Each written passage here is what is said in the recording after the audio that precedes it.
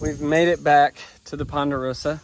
Tyler and I did. Had a good visit with Doc Parsons. We'll talk about that here in just a little bit. Always good to visit with him. He's so smart. But I got to tell you about the big guy here.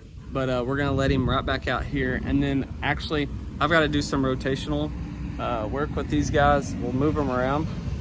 I may do that in a little bit, or maybe on the next video. We're going to let him out right now.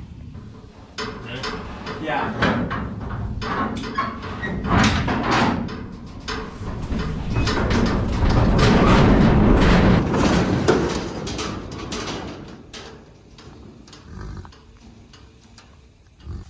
It's so funny when you bring an animal home, they like go to sniffing and they're like, oh, he's back. It's the same guy. They got all their little stories they tell each other.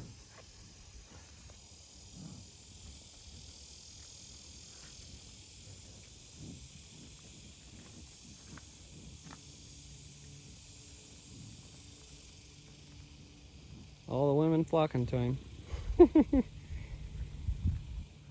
All right, so here it is.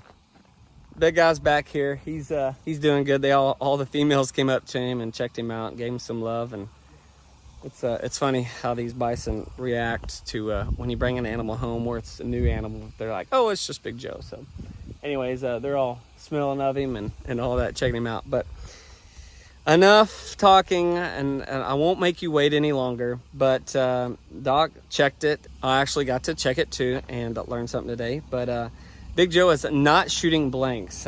Big Joe is not sterile.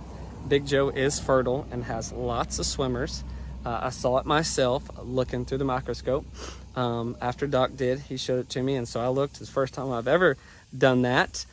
But he has lots of swimmers. So Big Joe's not sterile. That's a good thing, guys.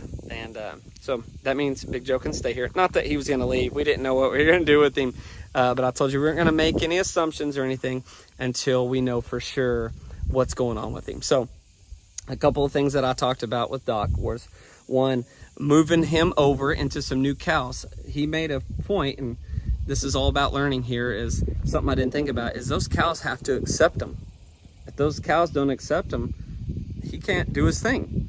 And Dunbar, he's been with a lot of those cows. And then when we took Dunbar out to change it up a little bit and put Big Joe in there, some of them cows may not have accepted him. And so I think that's probably the biggest reason for only having 3 babies this year.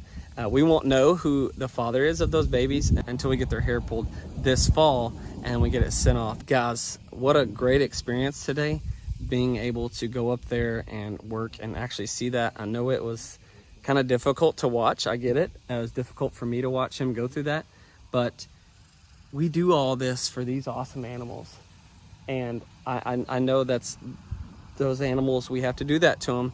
And there's a reason behind it all, like I mentioned. And I'm glad that we were able to take care of Big Joe and find out if he was sterile or not.